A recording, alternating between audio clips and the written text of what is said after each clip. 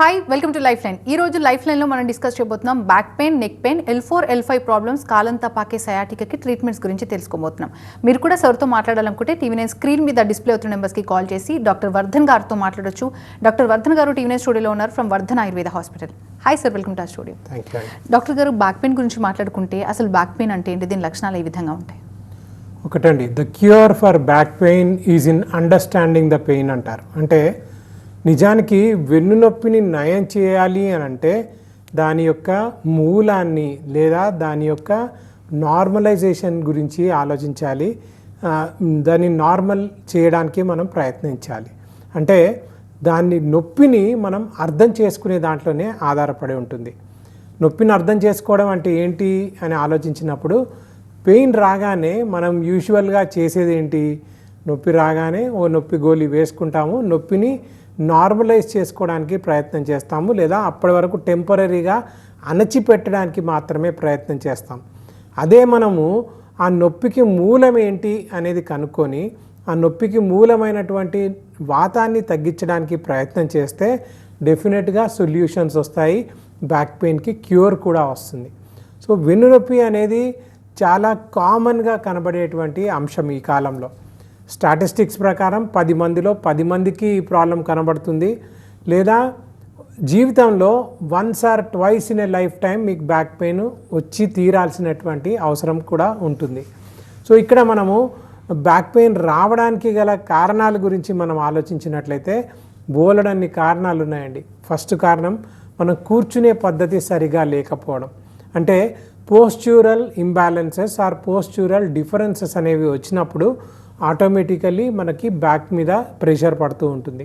అంటే ఎక్కువగా ముందుకు వంగి కూర్చోవడం, లేదా మొబైల్ యూసేజ్ ఎక్కువగా చేయడము, లేదా గంటల తరబడి కూర్చుని ఉండేటువంటి వృత్తి విద్యా వ్యాపారాలు చేయడము, లేదా ఎక్కువగా నిలబడము, లేదా ఆక్యుపేషనల్ బ్యాక్ పెయిన్ అంటాం. అంటే ఎక్కువగా నిలబడి ఉద్యోగాలు చేసే వాళ్ళకి, అంటే ట్రాఫిక్ పోలీసులు వాళ్ళకి, లేదా టీచర్స్కి, లేదా లెక్చరర్స్కి, ఇలాంటి వాళ్ళకి ఎక్కువగా మనకి ఈ బ్యాక్ పెయిన్ కనబడుతూ ఉంటుంది. కాలర్ లైన్లో ఉన్నారు సార్, కాల్ తీసుకొని కంటిన్యూ చేద్దాం. వరంగల్ నుంచి ఇందిరా గారు, ప్రాబ్లం ఏంటో చెప్పండి. డాక్టర్ వర్ధన్ గారు ఉన్నారు.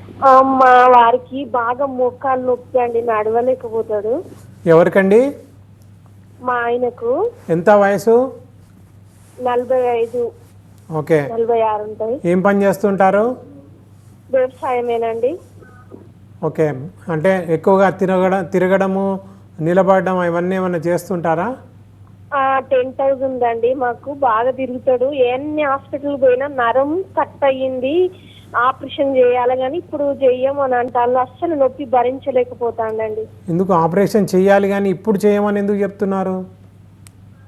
ఏమో అండి, ఇక చెయ్యమంటాను, రెస్ట్ తీసుకోవాలంటాను. నొప్పి అయితే తగ్గదని చెప్తాను. ఆయన అసలు నడవలేకపోతాను. ఎక్కడ మోకాళ్ళలో వస్తుందమ్మా? మోకాళ్ళ నరం కట్ అయిందన్నారా? ఒక మోకాలనే, ఒక్కటే సైడ్. మా ఇది మీరు చెప్పే దాన్ని బట్టి ACL టేర్ అంటామమ్మా, యాంటీరియర్ క్రూసియేట్ లిగమెంట్ టేర్ అంటాం. అంటే మన మోకాళ్ళు ఇలా ఉన్నాయనుకోండి, కింద రెండు భూమికలు ఉంటాయి, పైన తొడ బోన్ ఉంటుంది. దీని మధ్యలో క్రాస్గా అంటే క్రాస్ లాగా వచ్చే లిగమెంట్స్ ఉంటాయి. వీటిని anterior cruciate ligaments, posterior cruciate ligaments అంటారు. ఆ లిగమెంటల్ టేర్ అయి ఉంటుంది, లేదా మెనిస్కల్ టేర్ అయి ఉంటుంది. కాబట్టి వాళ్ళు వెంటనే ఆపరేషన్ చేయనను కొంతకాలం రెస్ట్ తీసుకోమని చెప్పుంటారు. దీనికోసము ఆయుర్వేదంలో మంచి ట్రీట్మెంట్స్ ఉన్నాయి, మంచి మందులు కూడా ఉన్నాయి. కాకపోతే మీ ఆయనను ఒకసారి చూడాల్సి ఉంటుంది. మీ హస్బెండ్ని చూసి వ్యాధి తీవ్రతను బట్టి ఏ గ్రేడ్లో ఉంది అనే దాన్ని బట్టి మనం ట్రీట్మెంట్ చెప్పాల్సినటువంటి అవసరం ఉంటుంది. ఇక్కడ ACL టేర్స్ అనేవి ఫస్ట్ గ్రేడ్, సెకండ్ గ్రేడ్లో కూడా, ఎర్లీ థర్డ్ స్టేజ్లో కూడా ఆయుర్వేద ట్రీట్మెంట్స్ ద్వారా చాలా మట్టుకు మనం నార్మలైజ్ చేయొచ్చు. ఒకసారి మీ రిపోర్ట్స్ అన్నీ తీసుకొని మీ హస్బెండ్ని కూడా తీసుకొని మా దగ్గరికి వస్తే, లేదా స్క్రోల్ అయ్యే నెంబర్కి 04049171819 అనే నెంబర్కి కాల్ చేస్తే ఆయనను చూసి అప్పుడు నేను ఖచ్చితమైనటువంటి ట్రీట్మెంటు, ఖచ్చితమైనటువంటి అభిప్రాయం చెప్పడానికి వీలవుతుందమ్మా. సార్, డాక్టర్ గారు, బ్యాక్ పెయిన్, నెక్ పెయిన్కి దారితీసే పరిస్థితులు అంటే ఏమనుకోవచ్చు? ఒకటండి, అంటే నెక్ పెయిన్ గురించి మనం మాట్లాడుకున్నాం అనుకోండి, ఇప్పుడున్నటువంటి జనరేషన్లో మనం యూస్ చేసేటువంటి బ్లూ లైట్ ఏదైతే యూస్ చేస్తున్నామంటే మొబైల్సే కానివ్వండి, ల్యాప్టాప్సే కానివ్వండి, కంప్యూటర్సే కానివ్వండి, లేదా డెస్క్ జాబులు ఏవైతే ఎక్కువగా చేస్తున్నారో ఇలాంటి వాళ్ళకి ఎక్కువగా నెక్ మీద ప్రెషర్ పడుతూ ఉంటుంది. నార్మల్గా ఏమవుతుంది అంటే మనం ప్రతి 5 డిగ్రీ యాంగిల్కి అంటే ఒక 5 డిగ్రీలు మనది నెక్ దగ్గర బెండ్ అయిందనుకోండి, మనకు 5 కిలోల 10 కిలోల ఎక్స్ట్రా వెయిట్ పడుతూ ఉంటుంది. అంటే మన తల వెయిట్, మన బ్రెయిన్ వెయిట్ ఇదంతా కలిసి నెక్ మీద పడ్డప్పుడు అక్కడ ఉన్నటువంటి వెన్నెముకలు ఒకదానికొకటి రాపిడి ఏర్పడి దాని మధ్యలో ఉన్నటువంటి నరాలు నొక్కున్నప్పుడు యూజువల్గా అక్కడ C5 C6 అనే ఒక వీక్ పాయింట్ ఉంటుంది. ఆ వీక్ పాయింట్ నొక్కుంటే ఆటోమేటికలీ నెక్ పెయిన్, చేతులంతా తిమ్మిర్లు రావడము, 26 లక్షణాలు వస్తాయి. అంటే ఏదలో నొప్పి రావడము, acidity, vomiting sensation, nausea feeling, లేదా భుజంలో నొప్పి, ఇక్కడ నొప్పి, మణికట్టులో నొప్పి, 3 వేళ్ళు 2 వేళ్ళకి తిమ్మిర్లు, పోట్లు, మంటలు, చెవుల వెనకాల కంటికి, ముక్కుకి, నోటికి, గడ్డానికి వీటన్నిటికీ తిమ్మిర్లు రావడము, మైగ్రేన్లు రావడము, విపరీతమైన తలనొప్పులు రావడము, వర్టిగో అంటే తలంతా తిరిగిపోతున్నట్టు, భూమంతా కదిలిపోతున్నట్టుగా కనబడేటువంటి సర్వైకోజెనిక్ వర్టిగో అంటాం. అలాంటి కండిషన్స్ రావడము, చేతులన్నీ తిమ్మిర్లు రావడము, లేదా చేతులన్నీ ఎండిపోవడము, MND అనే ఒక కండిషన్ ఉంటుంది. అలాంటి కండిషన్స్లోకి దారితీయడము, లేదా పక్షవాతం కూడా వచ్చేటువంటి ఛాన్సెస్ ఉంటాయి. ఇవన్నీ మనం మెడలో నొక్కున్నప్పుడు, మనం ఎక్కువగా ఓవర్గా మొబైల్ చూసినప్పుడు, మన లైఫ్ స్టైల్ బాగాలేనప్పుడు ఇవన్నీ కూడా కలుగుతూ ఉంటాయి. అదే మనము నడుము నొప్పి ఎందుకు వస్తుంది అని ఆలోచించినప్పుడు, ఎక్కువగా నిలబడ్డప్పుడు, లేదా ఎక్కువగా బరువులు ఎత్తినప్పుడు, లేదా చాలా క్యాజువల్గా చేసే ఈజీగా ప్రయాణాలు చేస్తూ ఉంటాం. నా దగ్గరకు వచ్చే ప్రతి పేషెంట్ని నేను ఇదే క్వశ్చన్ అడుగుతాను, మీరు రోజుకి ఎంత తిరుగుతారు అని. చాలా ఈజీగా 200 కిలోమీటర్లు తిరిగేస్తానండి అని చెప్తూ ఉంటారు. కొంతమంది అయితే నేను డ్రైవింగ్ నాకు చాలా ఇష్టం అండి, నేను వీక్లీ ఒక 5,000 6,000 కిలోమీటర్లు తిరుగుతూ ఉంటాను అని చెప్తూ ఉంటారు.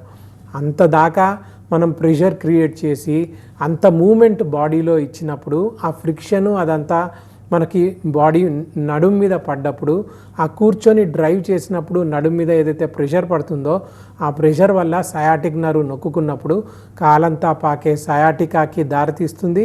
And at the same time నడునొప్పి కూడా కలుగుతుంది. తొడలు, కండరాలు, పిక్కలు ఇవన్నీ కూడా నొప్పులు, తిమ్మిర్లు, పోట్లు, మంటలు అన్నీ కూడా వచ్చేటువంటి ఛాన్సెస్ ఉన్నాయి. ఇలానే బ్యాక్ పెయిన్ ఇంకా తీవ్ర దశలోకి వెళ్ళిపోతే, లేదా మనం చేసే పని ఇంకా మనం ఆపకుండా ఇంకా ముందుకే వెళ్ళిపోతే అది కాస్త సెక్షువల్ ప్రాబ్లమ్స్కి దారితీస్తాయి. అది కాస్త ఇంకా చాలా కాంప్లికేటెడ్ స్టేజ్లోకి కూడా తీసుకొని వెళ్తూ ఉంటాయి. కాబట్టి మన కూర్చునే పద్ధతులు, నిలబడే పద్ధతులు, మన బాడీ వెయిటు, మన కండరాల పటిష్టత వీటన్నిటినీ మనం కాపాడుకోవాలి. అవి కాపాడుకోకపోతే automatically back pain, neck pain, sciatica, slip disc, spondylitis, spondylolisthesis ఇలా 48 రకాల బ్యాక్ ప్రాబ్లమ్స్ అన్నీ కూడా, స్పైనల్ ప్రాబ్లమ్స్ అన్నీ కూడా వచ్చేటువంటి ఛాన్సెస్ ఉంటాయి. డాక్టర్ గారు, L4, L5 ప్రాబ్లమ్స్ అంటే ఏ విధంగా అక్కరవుతాయి, వీటి లక్షణాలు ఏ విధంగా ఉంటాయి? ఒకటండి, అంటే L4, L5 దగ్గర ఒక నరం ఉంటుంది, మేజర్గా సయాటిక్ నర్వ్ అంటాం. ఆ నర్వ్ నొక్కున్నప్పుడు కాలంతా పాకే సయాటికా అనే లక్షణం కనబడుతుంది. దాంట్లో ఏంటంటే తొడల వెనకాల, మోకాల వెనకాల, పిక్కల వెనకాల, పాదం పర్యంతం వచ్చే తీవ్రమైనటువంటి వేదన, నొప్పి. అలా వచ్చే నొప్పి ఏదైతే ఉందో దీనికి కారణం ఏంటి అని అంటే మనం మళ్ళీ కూర్చునే పద్ధతులు, నిలబడే పద్ధతులకి వెళ్ళిపోవచ్చు.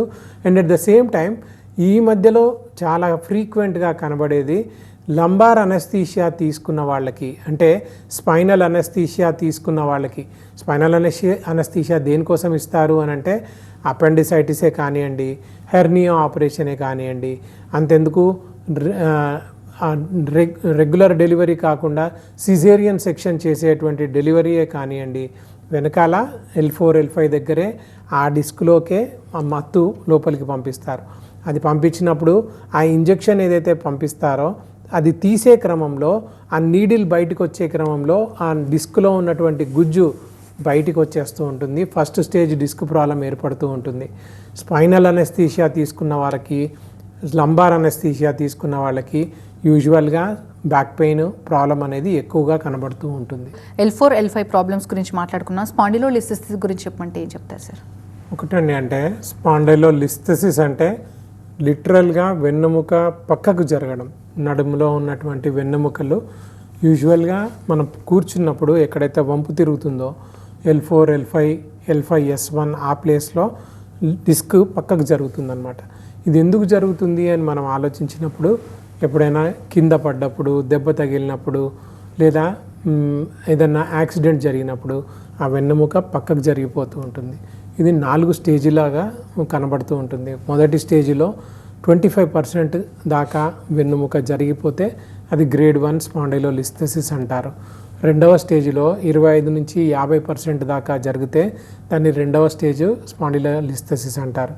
మూడవ స్టేజ్లో 50% నుంచి 75% దాకా జరిగితే అది మూడో స్టేజ్. నాలుగో స్టేజ్ 75% నుంచి అంతకన్నా ఎక్కువగా జరిగితే గ్రేడ్ 4 స్పాండైలోలిస్థెసిస్ అంటారు. యూజువల్గా స్పాండైలోలిస్థెసిస్ అన్నప్పుడు స్పైనల్ ఫ్యూజన్ సర్జరీ లాంటిది చేస్తూ ఉంటారు. కానీ ఆయుర్వేదంలో ముఖ్యంగా మేము చేసే మేరు చికిత్స, మర్మ చికిత్స పద్ధతుల ద్వారా first, second, third, early 4th stage వరకు కూడా రెడ్ ఫ్లాగ్ సైన్స్ కనబడేంత వరకు కూడా మన దగ్గర ట్రీట్మెంట్స్ చాలా సక్సెస్ఫుల్గా జరుగుతాయి. సార్ కాలర్ లైన్లో ఉన్నారు సంగారెడ్డి నుంచి. రవి గారు ప్రాబ్లం ఏంటో చెప్పండి డాక్టర్ గారికి. మేడం నమస్తే మేడం. నమస్తే అండి. సార్ నమస్కారం అండి. సార్ నమస్కారం సార్ చెప్పండి. సార్ నాకు ఈ మధ్యలో 3 నెలల కింద ఆపరేషన్ సార్, కింద పడితే కాలు ఎరిగింది. ఓకే, అది ఆపరేషన్ చేసి రాడేశారు. ఎక్కడ? ఇక్కడ మక్కుల సార్, కాళ్ళకి ఎక్కడ వేసారని? మక్కు దగ్గర మక్కల దగ్గర. ఓకే సార్, అయితే ఆపరేషన్ చేసి 3 నెలలు అవుతుంది సార్. అది కాళ్ళు నాకు మూమెంట్ ఇస్తలేదు సార్. కాలు మూమెంట్ ఇవ్వట్లేదా? డాక్టర్ ఏమన్నారు మరి? ఇంకా రెస్ట్ తీసుకోవాలంటున్నాడు. ఇంకొక 2 రోజుల దాకా రెస్ట్ తీసుకోవాలంటున్నాడు. రెండు కాళ్ళు వద్దనైపోయినాయి. అస్సలు కదలట్లేదా? అంటే వేళ్ళు కూడా కదలట్లేవా? కదులుతుంది, మంచిగా ఉంది, కానీ వెయిట్ అయిపోయింది కాలు మొత్తం. కాలు వెయిట్ అవుతుందా? ఓకే, మరి ఫిజియోథెరపీ ఏం చేయించట్లేరా? ఎక్సర్సైజ్ 15 రోజులు చేయించిన. దానివల్ల అంటే డాక్టర్లు ఏమంటున్నారు మిమ్మల్ని? అంటే అసలు ఇప్పుడు రాదు అంటున్నారా, లేకుంటే మంచిగా కాదంటున్నారా? అట్లా ఏమన్నా వచ్చింది, ఇంకొక 4 రోజులు రెస్ట్ తీసుకోండి అన్నమాట మాట్లాడుతూ. మరి ఇప్పుడు వేరే చేయగలిగింది కూడా ఏం లేదు కదండి. కొంచెం రెస్ట్ తీసుకొని ఎక్సర్సైజ్ చేసి అప్పటికి కూడా ఇంకా మీకు అట్లనే అనిపిస్తుంది అని అంటే అప్పుడు మాకు ఒకసారి మా స్క్రోల్ అయిన నెంబర్కి కాల్ చేసి మీరు ఒకసారి వస్తే అప్పుడు మేము చూసి ఏమన్నా మాట్లాడడానికి వీలవుతుంది కదా. రైట్. డాక్టర్ గారు, మానసిక ఒత్తిడిని కలిగిస్తుందంటారా ఒక బ్యాక్ పెయిన్ అనేది, దీన్ని నెగ్లెక్ట్ చేస్తే? బ్యాక్ పెయిన్ మానసిక ఒత్తిడిని కలిగించడం కాదు. అంటే 2 వేస్ ఉన్నాయండి. ఒకటి, మానసిక ఒత్తిడి వల్ల బ్యాక్ పెయిన్ పెరుగుతుంది. 2, బ్యాక్ పెయిన్ వల్ల కూడా psychological problems, emotional problems, emotional distress ఇదంతా కూడా డాక్టర్ గారు, స్ట్రెస్ కూడా ఒక కారణం అనుకోవచ్చు? డెఫినెట్గా అవుతుందండి. స్ట్రెస్ కూడా కారణమే అవుతుంది. ఎందుకు అని అంటే యూజువల్గా ఏం చేస్తుంది, స్ట్రెస్ అనేది ఏంటంటే ఇప్పుడు ఒక చిన్న తాడు ఉంది. ఆ తాడుని అనుకున్నప్పుడు మనకి ఏ ప్రాబ్లము ఉండదండి. ఆ తాడుని ఎలక్ట్రిక్ వైరో లేకపోతే తాడుని ఒక పామో అనుకున్నాం అనుకోండి, అది కాస్త స్ట్రెస్ లాగా బిల్డప్ అయిపోతుంది. అలా వచ్చిన స్ట్రెస్ వల్ల ఏం జరుగుతుంది అని అంటే మన బ్లడ్లోకి కొన్ని హార్మోన్స్ రిలీజ్ అవుతాయి. ముఖ్యంగా కార్టిజాల్ అనే హార్మోన్ రిలీజ్ అవుతుంది. ఆ హార్మోన్ రిలీజ్ అయినప్పుడు ఏమవుతుంది, మన హార్ట్ రేట్ పెరుగుతుంది, రెస్పిరేటరీ రేట్ పెరుగుతుంది, మన కండరాలకి రక్త ప్రసరణ వెంటనే పంపించబడుతుంది. ఎందుకు పంపించబడుతుంది అని అంటే అక్కడ ఒక రియాక్షన్ జరుగుతుంది, ఫైట్ ఆర్ ఫ్లైట్ రియాక్షన్ అంటాం. అంటే ఆ సిచ్యువేషన్ని అయితే మనం ఫైట్ చేయాలి లేదా అక్కడి నుంచి పారిపోవాలి, 2 ఆప్షన్స్. ఆ 2 ఆప్షన్స్ కోసం ఏం చేస్తుంది అంటే కండరాలకి మొత్తం బ్లడ్ సర్క్యులేషన్ని బాడీ పంపించేస్తుంది. అలా పంపించినప్పుడు మనము ఆ సిచ్యువేషన్ని అయితే ఫైట్ చేసాము లేక ఫ్లైట్ చేసామంటే పారిపోయాము. 2 కండిషన్ల తర్వాత ఏమవుతుంది, కండరాలకి ఏదైతే స్టిఫ్గా అయ్యాయో, ఏదైతే కాంట్రాక్షన్ అండ్ రిలాక్సేషన్ అయ్యాయో అవి నార్మలైజ్ కూడా అవుతాయి. కానీ కంటిన్యూస్గా మనం స్ట్రెస్ తీసుకున్నాం అనుకోండి, అలా హార్మోన్ కంటిన్యూస్గా కార్టిజాల్ రిలీజ్ అవుతూనే ఉందనుకోండి, అప్పుడు కండరాలు మొత్తం స్టిఫెన్ అయిపోతాయి, అంటే గట్టిగా అయిపోతాయి, రిలాక్స్ కావు. సో మన కండరాలు బ్యాక్లో 95% of our back is made of muscular system అంటారు. ఆ మస్కులర్ సిస్టము స్ట్రాంగ్గా ఉన్నంత వరకు, అది కాంట్రాక్షన్ అండ్ రిలాక్సేషన్ కరెక్ట్గా చేసినంత వరకు, తన విద్యుక్త ధర్మాలు కరెక్ట్గా చేసినంత వరకు ఏ ప్రాబ్లం రాదు. అలా ఓన్లీ కాంట్రాక్టెడ్ ఫేజ్లోకే వెళ్ళిపోయింది అనుకోండి, మస్కులర్ సిస్టమ్ అంతా వీకెన్ అయిపోతుంది. అలా మజిల్స్ వీక్ అయిపోయినప్పుడు మీకు బ్యాక్ పెయిన్ వస్తుంది. అది కాస్త ఇంకా అలానే స్ట్రెస్ తీసుకుంటూ ఉన్నారనుకోండి, డిస్కుల మీద, వెన్నుముకల మీద, స్పైనల్ నర్వ్స్ మీద, సయాటిక్ నర్వ్ మీద, సర్వైకల్ కంప్రెషన్ జరగడము, లంబార్ కంప్రెషన్ జరగడము, ఇలా నరాలన్నీ కూడా ఒత్తుకొని పోయి ఆటోమేటికల్లీ ప్రాబ్లమ్స్ అనేవి క్రియేట్ అవుతూనే ఉంటాయి. సో స్పైనల్ ప్రాబ్లమ్స్ ఇంకా నెక్స్ట్ స్టేజీలోకి వెళ్తూనే ఉంటాయి. కాబట్టి మనం చేయాల్సింది ఏంటి, స్ట్రెస్ని మనం అదుపులో పెట్టుకోవాలి.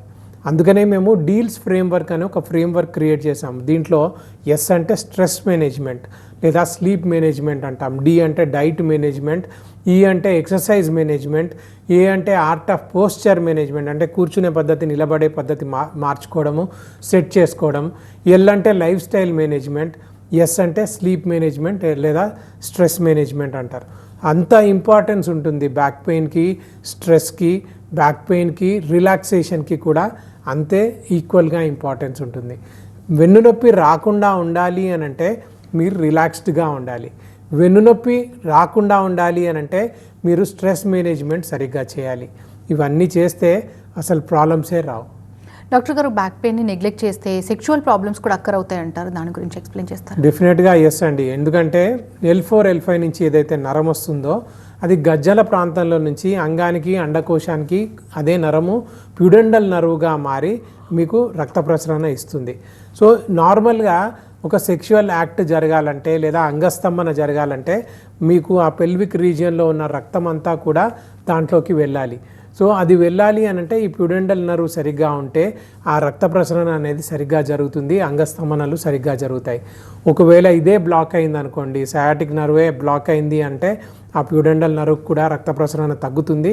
ఆటోమేటికలీ అంగస్తంభన సమస్యలు, శీఘ్రస్ఖలన సమస్యలు మగవాళ్ళలో జరిగితే, ఆడవాళ్లలో హార్మోనల్ ఇంబ్యాలెన్సెస్ అంటే మన మెన్స్ట్రువల్ సైకిల్ డిజార్డర్స్ అన్నీ కూడా కలుగుతాయి. లేదా ఫ్రిజిడిటీ లేదా డిస్పరూనియా అనే 2 టర్మ్స్ ఉంటాయి. ఫ్రిజిడిటీ అంటే బాగా టైట్ అయిపోవడము, బిగుతుగా లోవర్ ఆర్గాన్స్ అన్నీ కూడా టైట్ అయిపోయి సెక్షువల్ ఇంటర్కోర్స్ చాలా పెయిన్ఫుల్గా మారడము, ఇవన్నీ కూడా జరుగుతూ ఉంటాయి. సో ఇవన్నిటికీ నార్మల్గా ఏం చేస్తారు అని అంటే అటు సెక్సాలజిస్ట్ దగ్గరికి, ఇటు స్పైనల్ స్పెషలిస్ట్ దగ్గరికి సపరేట్గా వెళ్తూ ఉంటారు. ఆయుర్వేదంలో అన్నిటికీ కలిపి ఒకటే రకమైనటువంటి ట్రీట్మెంట్ చేయొచ్చు. ఎందుకంటే 8 అంగాలుగా చెప్పబడుతుంది. కాయబాల గ్రహోర్ధ్వాంగ శల్య దంష్ట్ర జరావృషయ అని ఆ 8 రకాల చికిత్సలు చెప్పబడతాయి. దాంట్లో జరా చికిత్స అంటే ఓల్డ్ ఏజ్కి చేసేటువంటి చికిత్స, వృష చికిత్స అంటే వాజీకరణ చికిత్స అంటే ఇది సెక్షువాలిటీకి మనం పెంపొందించేటువంటి చికిత్స, అదే ఇన్ఫర్టిలిటీకి కూడా పనికొస్తుంది. అలా మేరు చికిత్స, మర్మ చికిత్స, పంచకర్మ చికిత్స, రసాయన చికిత్స, వాజీకరణ చికిత్స అనే 5 ఫోల్డెడ్ ట్రీట్మెంట్ చేస్తాం. కాబట్టి వాళ్ళకి back pain, neck pain, sexual problems లేదా ఓల్డ్ ఏజ్లో వచ్చే ప్రాబ్లమ్స్, వీటన్నిటికీ రూట్ కాజ్ ఎవాల్యుయేషన్ అనేది చేయగలుగుతున్నాం. డాక్టర్ గారు, ఆయుర్వేదంలో బ్యాక్ పెయిన్కి పర్మనెంట్ ట్రీట్మెంట్ ఉందా? డెఫినెట్గా ఎస్ అండి. అందుకనే ఇప్పటి వరకు మా దగ్గర 1 మిలియన్ బ్యాక్ పెయిన్ పేషెంట్స్కి ట్రీట్మెంట్ చేశామంటే 10 లక్షలకు పైగా వెన్నునొప్పితో బాధపడే వాళ్ళకి ట్రీట్మెంట్ ఇచ్చాము. 4 లక్షలకు పైగా స్పైనల్ సర్జరీస్ కూడా నివారించగలిగాం. మా దగ్గర 5 బ్రాంచెస్ ఉన్నాయి. హైదరాబాద్లో నారాయణగూడ, తార్నాక, బంజారా హిల్స్లో బ్రాంచెస్ ఉన్నాయి. విజయవాడ, కర్నూలులో కూడా బ్రాంచెస్ ఉన్నాయి. నేను విజయవాడ, కర్నూలుకి కూడా విజిట్ చేస్తూ ఉంటాను. ఈ నెల 21st విజయవాడలో నేను ఉంటాను, 28th కర్నూలులో కూడా ఉంటాను. సో ఒకవేళ ఎవరన్నా నిజంగా బ్యాక్ పెయిన్ నుంచి తప్పించుకోవాలని అనుకుంటున్నారు, బ్యాక్ పెయిన్ని తగ్గించుకోవాలనుకుంటున్నారు, లేదా సర్జరీ దాకా వెళ్లకుండా సర్జరీని అవాయిడ్ చేయాలనుకుంటున్నారు అని అంటే మాత్రం స్క్రోల్ అయ్యే నెంబర్కి కాల్ చేయండి. 040491718819 అనే నెంబర్కి అపాయింట్మెంట్ తీసుకోండి. మా డాక్టర్స్ ఉన్నారు, ట్రైన్డ్ థెరపిస్టులు ఉన్నారు. అందరూ మీ బ్యాక్ పెయిన్ని తీసివేయడానికి డెఫినెట్గా ప్రయత్నం చేస్తాం. డాక్టర్ గారు, క్రానిక్ బ్యాక్ పెయిన్తో సఫర్ అయ్యే వాళ్ళు రకరకాల మెడిసిన్స్ వేసుకుంటారు. ఎస్పెషల్లీ పెయిన్ కిల్లర్స్ మాట్లాడుకుంటే తాత్కాలిక ఉపశమనం ఉన్న దీనివల్ల సైడ్ ఎఫెక్ట్స్ ఏ విధంగా ఉండే అవకాశం ఉందంటారు? అండ్ తగ్గిస్తుందా పెయిన్ని? పెయిన్ కిల్లర్ తగ్గిస్తుంది పెయిన్ని, కాకపోతే టెంపరీగా తగ్గిస్తుంది, చాలా కాంప్లికేషన్స్ కూడా తీసుకొస్తుంది. పెయిన్ కిల్లర్ అంటే ఏంటంటే ఆ టెంపరీగా పెయిన్ని తగ్గించడం లేదా నొప్పిని మసకబారిపోయేటట్టు చేయడం, నొప్పిని మందగించేటట్టు చేయడం. అది కూడా ఎంత టైం వరకు చేస్తుంది అని అంటే దాని పవర్ ఉన్నంత వరకు చేస్తుంది. దాని పవర్ ఎంతసేపు ఉంటుంది అని మనం మాట్లాడుకుంటే ఒక్కొక్క పెయిన్ కిల్లర్కి ఒక్కొక్క పవర్ ఉంటుంది. నార్మల్గా 2 hours to 6 hours దాకా పనిచేస్తుంది. ఒక నార్మల్ గుడ్ పెయిన్ కిల్లర్ మాత్రం 2 గంటల నుంచి 4 గంటల వరకే పనిచేస్తుంది. అంటే రోజులో మీరు 4 నుంచి 6 పెయిన్ కిల్లర్లు వేసుకోవాల్సినటువంటి అవసరం ఏర్పడుతుంది. అలా కాకుండా పెయిన్ కిల్లర్లోనే మళ్ళీ హై గ్రేడ్ పెయిన్ కిల్లర్స్ కూడా ఉన్నాయి. అంటే బ్రెయిన్ మీద, పెయిన్ రిసెప్టార్స్ మీద డైరెక్ట్గా పనిచేసే పెయిన్ కిల్లర్స్ కూడా ఉన్నాయి. ఇవన్నీ వాడడం వల్ల ఏం జరుగుతుంది, కడుపులో అసిడిటీ దగ్గర నుంచి అల్సర్ల దాకా, ఐబిఎస్, ఐబిడి కండిషన్స్ నుంచి ఈవెన్ జాండీస్, లివర్ కండిషన్స్ దాకా, హైపర్ కొలెస్ట్రీమియా అంటే కొలెస్ట్రాల్ పెరిగే తత్వం నుంచి ఈవెన్ హార్ట్ ఫెయిల్యూర్ దాకా కూడా ఈ పెయిన్ కిల్లర్స్ దారి తీసేటువంటి ఛాన్సెస్ ఉంటాయి. అండ్ అకాల మరణం కూడా సంభవిస్తుంది అని చాలా జర్నల్స్లో కూడా చెప్పబడి ఉంది. కాబట్టి అలాంటి పెయిన్ కిల్లర్స్ వేసుకోకుండా ఆ నొప్పికి మూలమైనటువంటి వాతాన్ని తెలుసుకొని ఆ నొప్పికి మూలమైనటువంటి వాతాన్ని తగ్గించుకునే ఉపచారాలు చేసుకుంటే రూట్ కాజ్ ఎలిమినేషన్ అనేది జరుగుతుంది. టెంపరీ రిలీఫ్ని వదిలేసి రూట్ కాజ్ ఎలిమినేషన్ వైపే మనం మొగ్గు చూపాలి ఆల్వేస్. థ్యాంక్ యూ డాక్టర్ గారు, thanks for being here. Thank you. ఇది వాటి లైఫ్ లైన్. చూస్తూనే ఉండండి TV9.